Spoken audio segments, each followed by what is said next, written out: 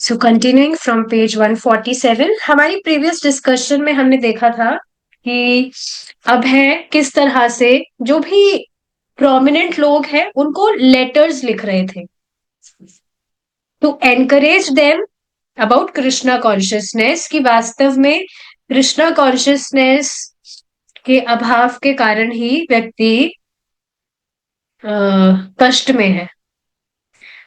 तो वे जो भी प्रोमिनेंट लोग हैं उनको भेजा करते थे लेटर्स। तो काफी सारे लोग थे जो बस बहाने बनाया करते थे। कई लोगों से रिप्लाई नहीं आता था, कुछ लोग रिप्लाई करते थे तो वो टालम टोली करते थे कि हाँ आपका लेटर हमने देखा और हम देखेंगे आगे फ्यूचर में हम कुछ कर सकते हैं, तो अभी हम कुछ नहीं कह सकते। एक व्यक्ति का रिप्लाई आया था जो थे, जिन्होंने बुक, हाँ, मिस्टर प्रताप, जिन्होंने रिलीजन ऑफ लव अपनी बुक के विषय में उन्होंने रिकमेंड किया था अभय को पढ़ने के लिए कि आप पढ़िए, मैं भी आप जैसा सोच रहे हैं उससे रिलेटेड कुछ सोच रहा हूँ। लेकिन बाद में उन्होंने क्या बताया कि मतलब he was focusing on service of Mankind, कि व्यक्ति सेवा करे। पर एक चीज क्या गोल थी? भगवान। देखिए ये बात समझनी चाहिए, एक माता जी को भी इस पे कंफ्यूजन था कि भाई हम अगर खुद से ही हम प्रेम नहीं करेंगे तो भगवान से हम कैसे प्रेम कर सकते हैं। भगवान तो खुद कहते हैं कि पहले व्यक्ति को अपने आप से प्रेम करना आना चाहिए, तभी वो औरों से प्रेम कर सकता है। सुना है आपने ऐसा कभी? पर ये बात बिल्कुल गलत है। अरे भाई अपने से तो प्रेम व्यक्ति करता ही है, तभी तो इंद्रिय तृप्ति में पड़ा रहता है। मेन चीज है कि वो भगवान से प्रेम करना सीखे। भगवान केंद्र में नहीं है, इस वजह से ही तो वो सेल्फिश है। क्यों कहा जाता है व्यक्ति को सेल्फिश? क्योंकि वो सिर्फ अपनी इंद्रिय तृप्ति के बारे में सोचता है। अपने आप से प्रेम तो एक पशु भी करता है, पर इसका अर्थ ये नहीं है कि वो औरों से भी और पशुओं से भी उस कारण से प्रेम करने लग रहा है and all those things. So main चीज है कि व्यक्ति भगवान से प्रेम करना सीखे। भगवान केंद्र में होंगे सो ऑटोमेटिकली प्रेम केंद्र में होगा, नहीं तो सिर्फ और सिर्फ इंद्रिय तृप्ति ही केंद्र में होती है। तो यही चीज यहाँ पर बता रहे थे अब है उनको कि इस तरह से ये चलने वाला नहीं है आप जो कह रहे हैं। आगे उन्होंने अपने पॉइंट्स बताए कि भगवत गीता फॉलो करेंगे व्यक्ति, and he also told about Krishna. सबने कहा कि आप ये जो कृष्णा गोविंदा नाम रख रहे हैं, तो ये क्या है, ये एक रिलीजन वाली बात आ जाएगी, और इससे मुझे नहीं लगता है कि कुछ यूनिटी होगी क्या। ये उनका मत था मिस्टर प्रताप का, पर ऐसी वास्तविकता है नहीं। और आप स्वयं देख सकते हैं प्रभुपाद जी ने इसको सच करके बताया, पूरे विश्व भर में प्रचार कर दिया। ये सच में बहुत ही अमेजिंग की बात है अगर इस पर विचार किया जाए कि हर देश में, हर कंट्री में व्यक्ति भगवान कृष्ण की सेवा कर रहा है, ये समझते हुए कि मैं आत्मा हूं और मेरे एकमात्र स्वामी कृष्ण है, परमेश्वर है। This is not ordinary thing. लोगों के हृदय में बहुत ही एकदम धसी हुई है ये बात that Krishna is Hindu god, I belong to this religion, you belong to that religion. बहुत ज्यादा लोगों में ये बात धसी हुई है। ठीक है, तो आगे हमने डिस्कस किया था कि बहुत इस तरह से डिसअपॉइंटमेंट्स होने के बाद में आगे फाइनली एक व्यक्ति होते हैं जो कि जिनसे एक पॉजिटिव रेस्पॉन्स आता है। Now we have to continue from here, देखते हैं। Occasionally, however, someone seemed interested. Mr. N.P. Asthana, High Court Advocate, replied, I am very much obliged to you for your letter. your broad scheme about spiritual improvement. I thoroughly appreciate the fine feelings which have promoted you to write this letter and the kindness with which you have considered my query. I have been a student of Bhagavad Gita and have also imbibed some of its teachings, but I still lack a good deal and will be glad to be guided by a person of your accomplishment. तो अब यहाँ पर ये व्यक्ति क्या कहते हैं, उनको बहुत अच्छा लगा इस तरह से अभय का लेटर पढ़कर अबाउट स्पिरिचुअल इम्प्रूवमेंट। और इस तरह से वे देख रहे थे कि अभय की क्या कैसी सेल्फलेसनेस है, इस तरह से जो काइंडनेस, ये दया भाव है उनका है औरों के प्रति। तो बता रहे थे कि हाँ, मैं भी भगवत गीता का स्टूडेंट रहा हूँ, मैंने भी कुछ भगवत गीता की टीचिंग्स समझी है, लेकिन कहीं ना कहीं कुछ कमी रही है। और वो चाह रहे थे कि हाँ, अगर आपका मुझे थोड़ा गाइडेंस मिलेगा तो शायद वो जो कमी है वो पूरी हो सके। देखिए, प्रभुपाद जी इस बात को बताते हैं, आप कोई भी भगवत गीता का कमेंट्री पढ़ रहे हैं, अगर उस कमेंट्री में भगवान कृष्ण को परम ईश्वर स्थापित नहीं किया जा रहा है तो वह व्यर्थ है। That commentary is of no use. Does that make sense? और आप देखेंगे प्रभुपाद जी के हर ही एक लाइन में बार बार में प्रभुपाद जी बताते हैं that Krishna is supreme personality. हमें उनकी सेवा करनी है, हम अंततोगत्वा उनकी सेवा करके ही संतुष्ट हो सकते हैं। हमें उनकी शरण लेनी है, हमें उनको संतुष्ट करना है। और प्रभुपाद जी की बात नहीं है, पूर्वाचार्यगण आप देखते हैं प्रभु जी क्लास में कमेंट्रीज प्रभु जी डिस्कस करते हैं, तो उसमें भी आप देखेंगे एक एक वर्ड को कितना खोल खोल कर भगवान का यश किस तरह से पूर्व आचार्यगण गा रहे हैं। मुझे तो बहुत सुंदर लगता है इस तरह से, पता नहीं, सच में आप सब भक्तों की कृपा है जिस तरह से आपके सहयोग से हम श्रीमद् भागवतम को सीक्वेंस से स्टार्टिंग से पढ़ते जा रहे हैं। बहुत मुझे बहुत इंटरेस्टिंग लगता है, specially when I try to read it letter, and it is a gift. किस तरह से हम पूर्वाचार्य गण और प्रभुपाद जी की कमेंट्रीज को पी पा रहे हैं, ड्रिंकिंग द नेक्टर। तो ये चीज यहाँ पर बताया जा रहा है, you may kindly therefore send your scheme. तो ये बात आप समझ पा रहे हैं ना कि व्यक्ति कहाँ कमी करता है। उसको ये बात समझ नहीं आती है that Krishna is supreme personality of God head, भगवान परम ईश्वर है। ये बात यहाँ पर, ये बात समझ ना आने के कारण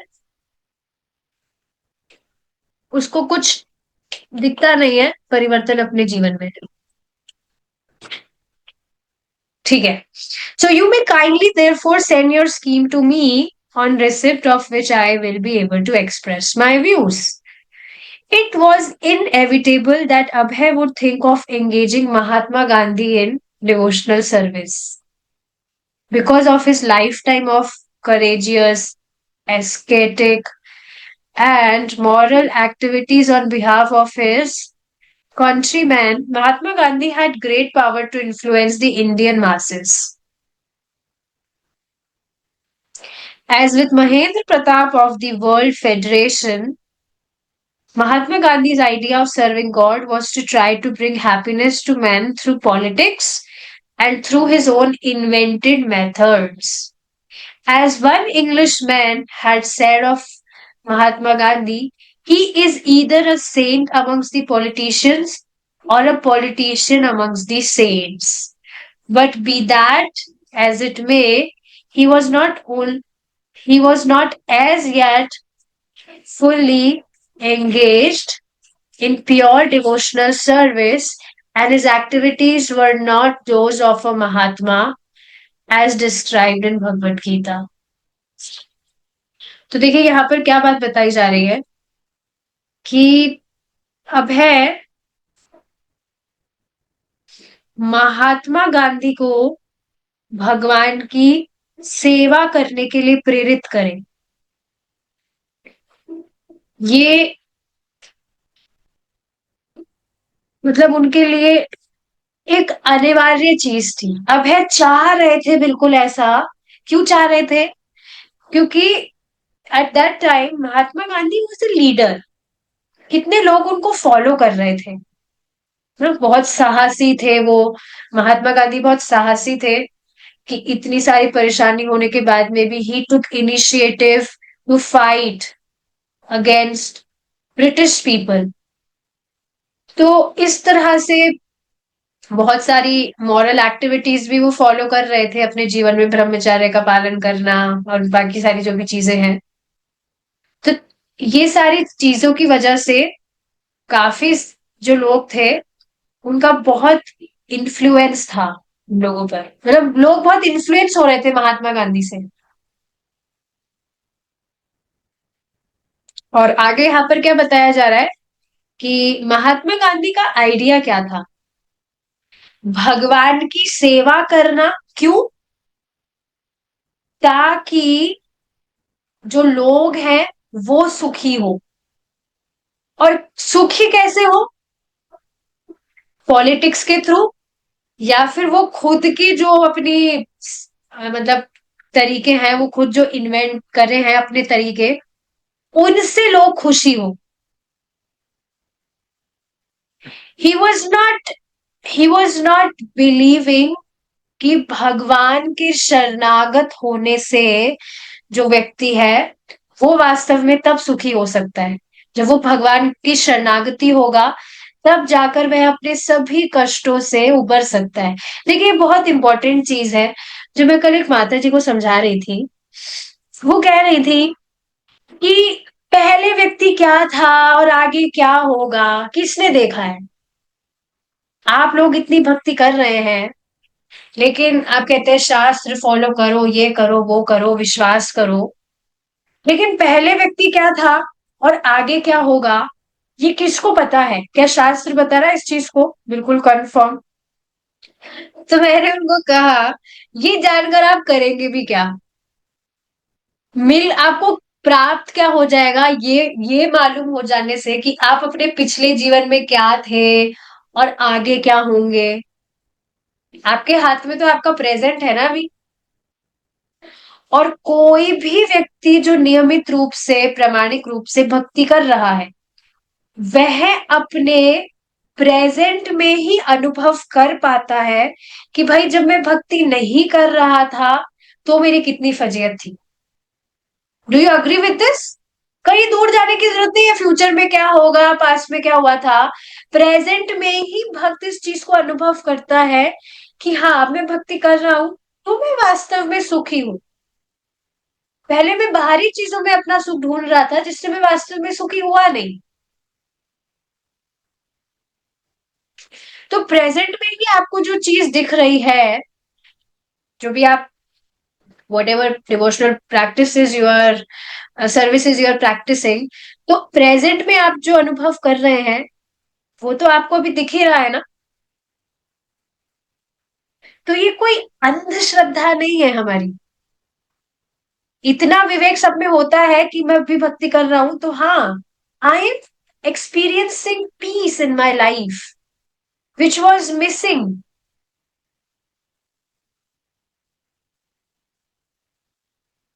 तो भगवान की शरणागत होकर व्यक्ति किस तरह से कष्टों से उबरता है, ये व्यक्ति जब तक भगवान की शरणागति होगा नहीं तब तक उसको समझ आ ही नहीं सकता है।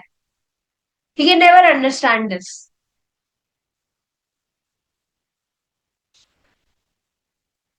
तो यही चीज यहाँ पर बताई जा रही है कि महात्मा गांधी समझ रहे थे पॉलिटिक्स के थ्रू या उनके जो भी इन्वेंटेड मेथड्स है उसके थ्रू वो लोगों को सुखी कर देंगे, पर ऐसा था नहीं कुछ। एक Englishman he said about Mahatma Gandhi that he is either a saint amongst the politician or a politician amongst the saint। एक जो साधु व्यक्ति है,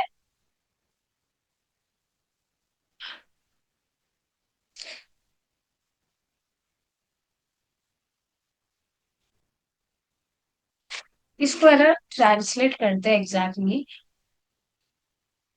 तब अच्छे समझ आएंगे. He is either a saint amongst the politician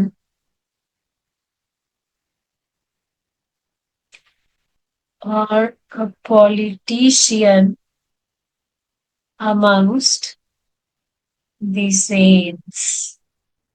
वह या तो राजनीतिज्ञों के बीच एक संत है या संतों के बीच एक राजनीतिज्ञ है. ये बात आप समझ रहे हैं कि भाई साधु समाज है तो साधु समाज में या तो वो अपनी पॉलिटिशियन दिखा रहे हैं, पॉलिटिशियन गिरी जिसको कहेंगे, या पॉलिटिशियंस, पॉलिटिकल जो लोग हैं पॉलिटिशियंस हैं उनके बीच में वो साधुगिरी दिखा रहे हैं. मतलब ही इज हिमसेल्फ कंफ्यूज्ड. आप सोचिए ये पॉलिटिशियंस वगैरह पॉलिटिक्स वगैरह तो नहीं होती है भक्ति में भाई.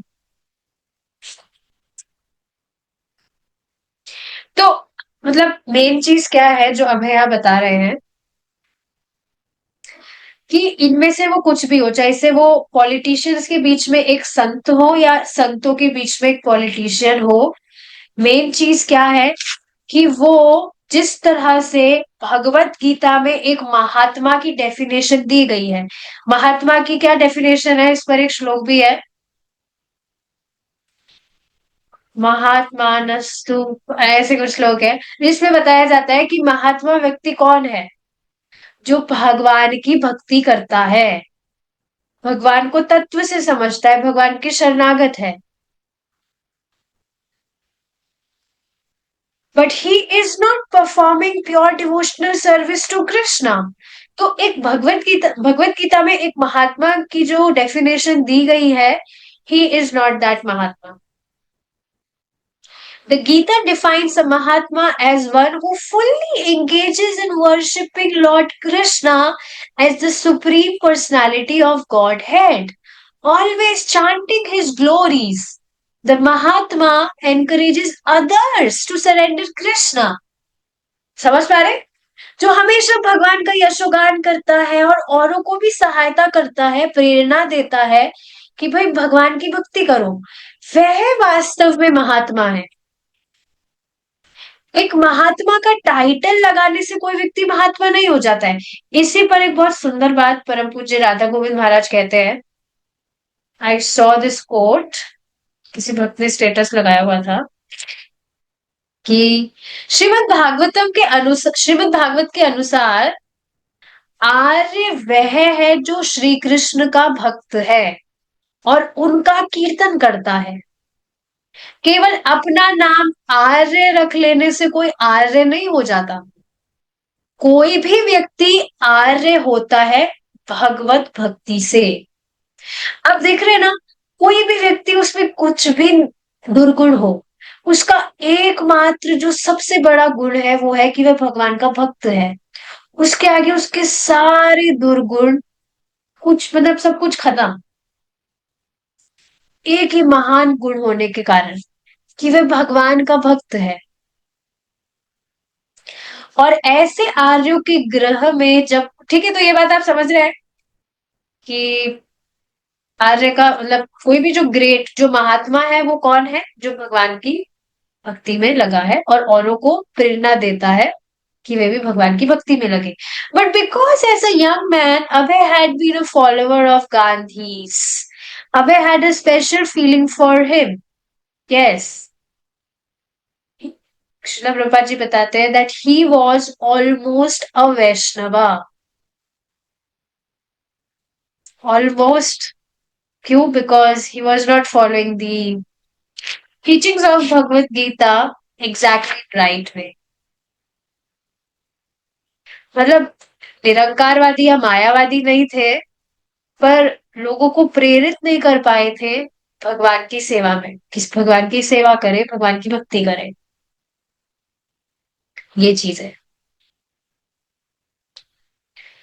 So yes, of course, Srila Bhaktisiddhanta Saraswati had later convinced him to engage exclusively in devotional service, but now Abhay felt his old friendship for Gandhi. Even though Gandhi was a towering figure of worldwide fame, and Abhay unknown both to Gandhi and to the world. तो हाँ, पहले भी अभय गांधी महात्मा गांधी के follower थे. He was inspired with him कि वो भगवत गीता पढ़ते हैं और इस तरह से सारी चीजें कर रहे हैं. He is serving selflessly to other people, encouraging other people, and he want to help to uh, get freedom. तो ये सारी चीजें उनको ठीक है अच्छी लगती थी, पर बाद में श्रीला भक्तिसार सरस्वती ठाकुर जी ने उनको कन्विंस किया था कि आप सिर्फ भक्ति में अपना ध्यान लगाएं, क्योंकि एकमात्र भक्ति ही है. आपको ही पता होना ही चाहिए, हमने डिस्कस किया था कि शुरू में श्रीला भक्तिसार सरस्वती ठाकुर जी ने जब पहली बार अभय ने देखा था श्रीला भक्तिसार सरस्वती ठाकुर जी को, तो उन्होंने पहले देखते ही उनको कहा कि तुम प्रचार क्यों नहीं करते हो? You look very intelligent, you are very young, why don't you preach?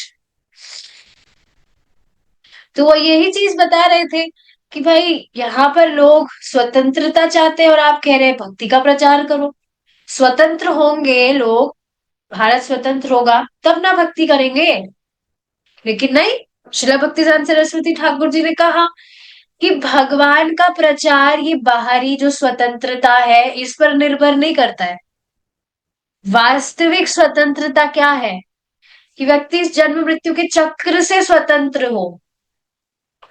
ये इंपॉर्टेंट चीज है. So that way he convinced him to engage exclusively in devotional service. ठीक है, आगे देखते हैं.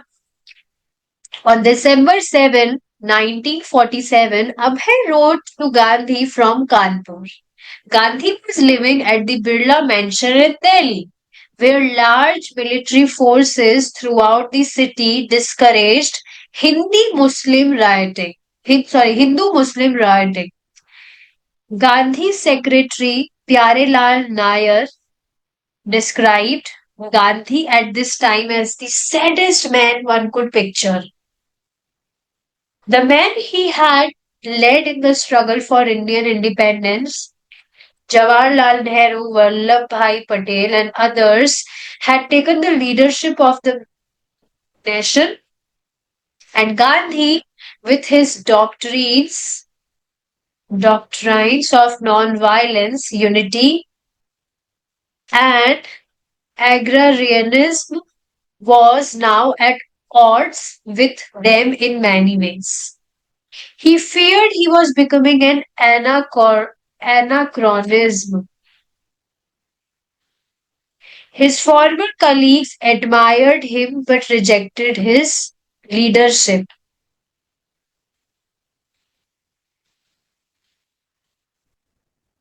All his programs, Hindu Muslim unity, non violence, uplifting from the poor, all the praise throughout the world, were failures in the India of 1947.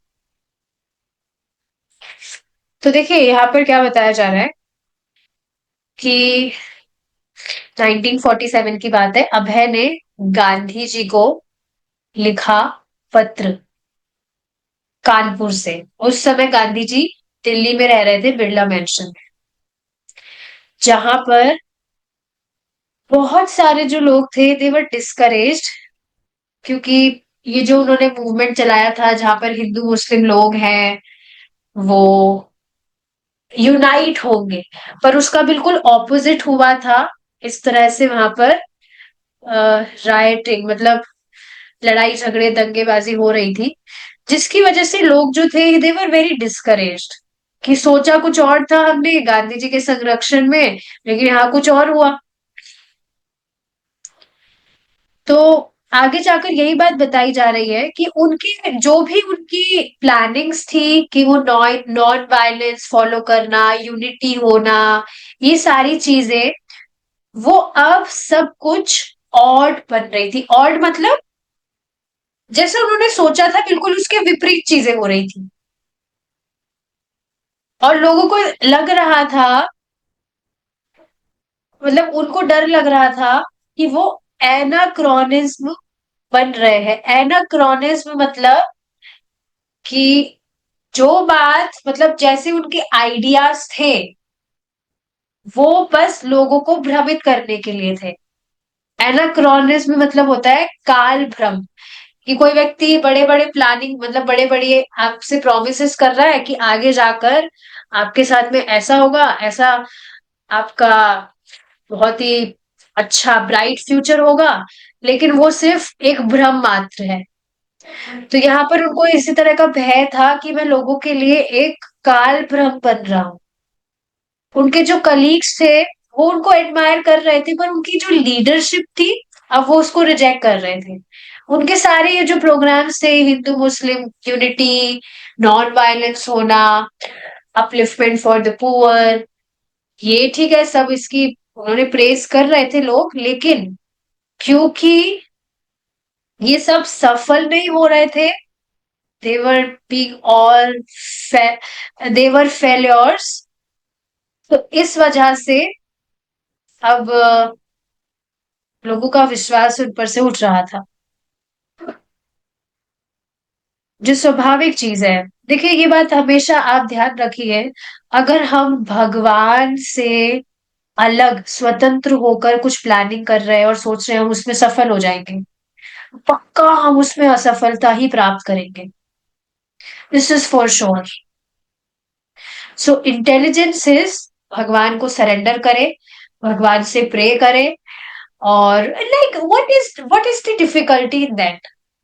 अगर व्यक्ति को अपना काम भी निकालना है तो भाई अपना काम निकालने के लिए भगवान की शरण में जाओ। हालांकि ये कोई तरीका नहीं है भगवान की शरण में जाने का, बट किसी तरह से तो जाओ। अब यहाँ पर गांधी जी अगर अभय की बात मान लेते तो इस तरह से लोग उनसे निराशित नहीं होते, but he was inventing his own methods and he was trying कि मैं अपने हिसाब से भगवत गीता में पढ़ रहा हूं, मैं अपने हिसाब से करने का प्रयास करूंगा। भगवान जो बात बता रहे हैं कि भाई तुम मेरी सेवा करो, मेरे शरणागति आओ, उसको फॉलो ना भी करो तो चलेगा, अपने मैं अपनी मर्जी से करूंगा, तो वो गलत ही था। और इस तरह से अब आप रिजल्ट देख पा रहे हैं यहाँ पर। On a recent visit to a Muslim refugee camp, a crowd of Muslims who surrounded his car had crushed him. And at a public prayer meeting, a Hindu crowd had shouted him down and ended his meeting when he had attempted to read from the Quran. At 78 years, Gandhi was physically weak and melancholy. तो देखिए यहाँ पे क्या बताया जा रहा है, आगे जाकर बताया जा रहा है कि यहाँ पर जो भी ये कैंप था मुस्लिम लोगों का, वहां पर जब वो गए थे तो वहां बहुत सारे मुस्लिम लोगों ने उनकी कार को घेर लिया था।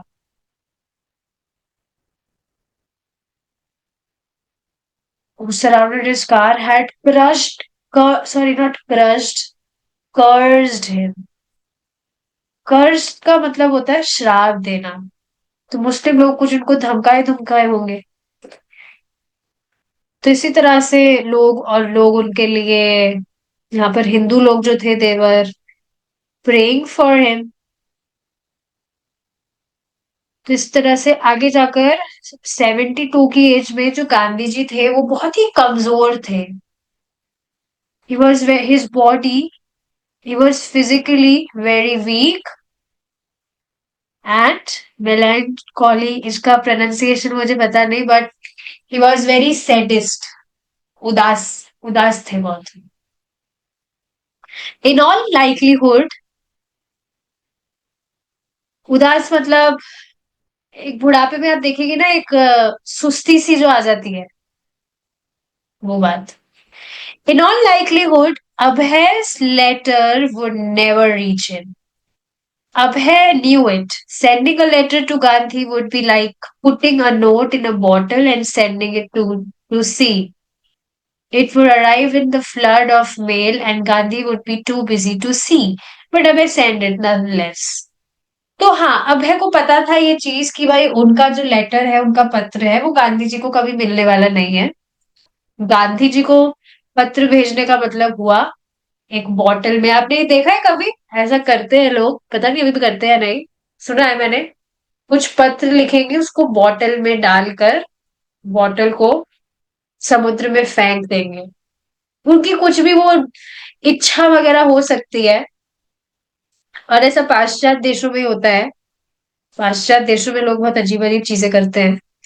तो पता नहीं अपनी कुछ इच्छा वगैरह लिखते हैं, फिर कोई उसको पढ़ लेगा तो वो शायद पूरी हो जाए, एंड ऑल दोज थिंग्स। तो हाँ, ये उसी तरह है, गांधी जी को पत्र लिखना इसी तरह से है। तो हाँ, उनके पास भी पत्र पहुंच भी जाएगा, but he would be too busy to see it. But फिर भी उन्होंने लिखा, क्या लिखा देखते हैं। Dear friend Mahatma ji, please accept my respectful namaskar. I am your unknown friend. इस लेटर को पढ़ के will stop, okay? Yes, I am your unknown friend, but I had to write to you at times and again, although you never cared to reply them. I sent you my papers back to Godhead, but your secretaries told me that you have very little time to read the letters and much less for reading the magazines.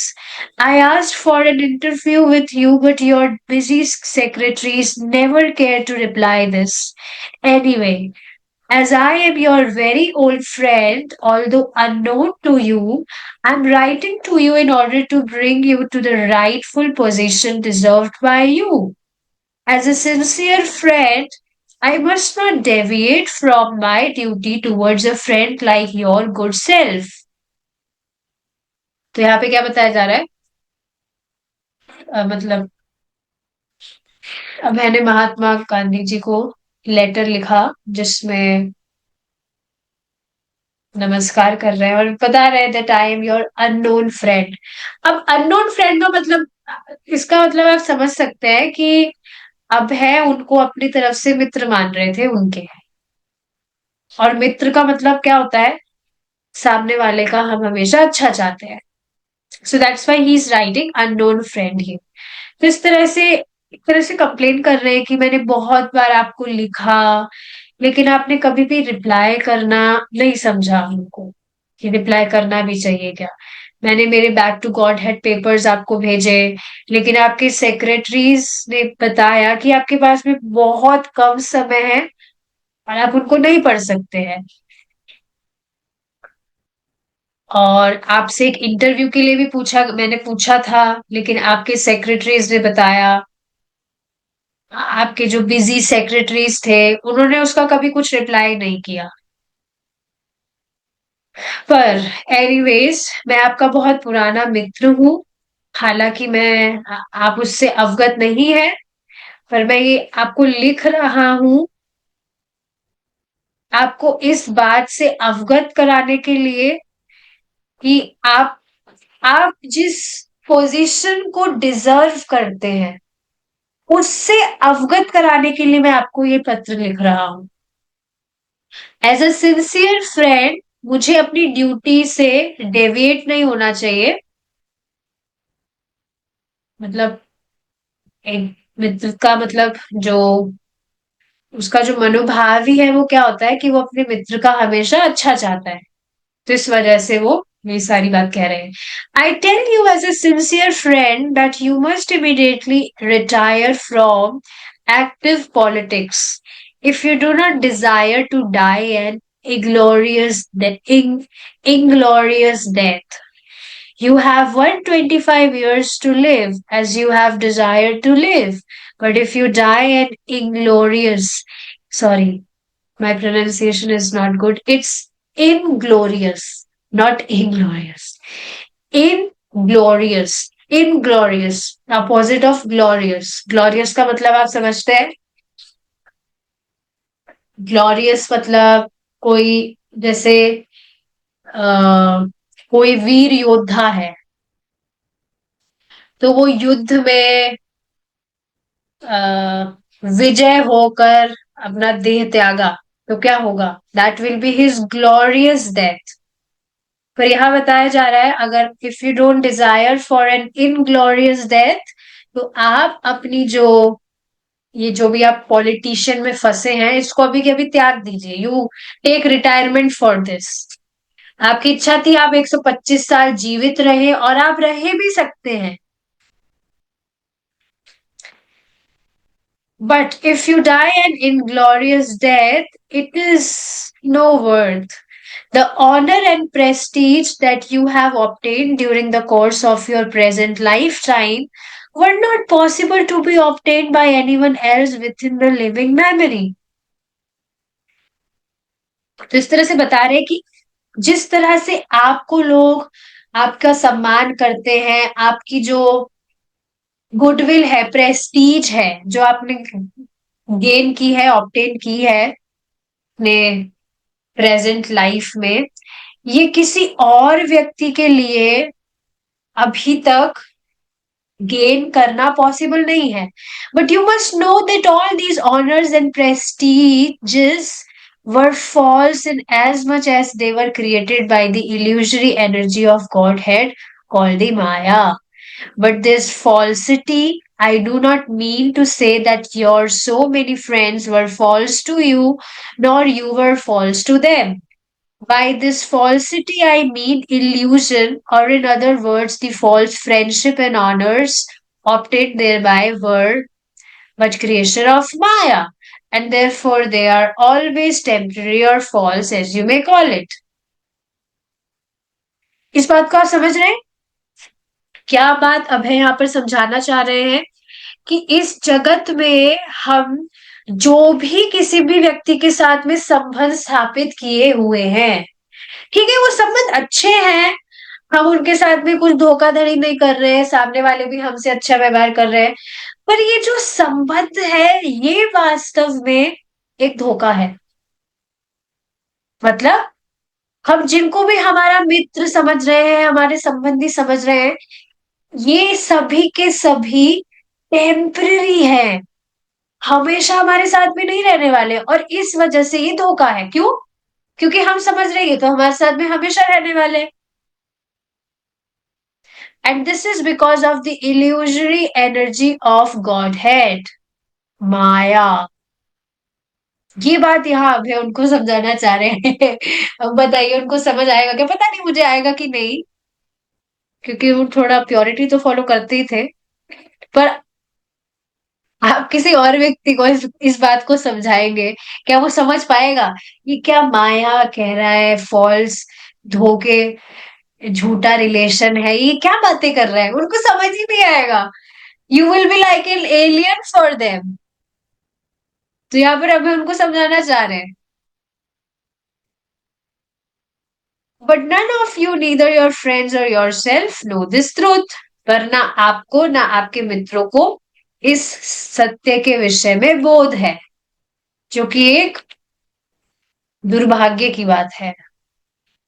ठीक है, अब आगे का discussion हम कल करेंगे, अगर भगवान ने चाहा तो। We'll stop here now. We had a very nice discussion today. Thank you so much for joining. Hare Krishna. Jai Shri Prabhupada.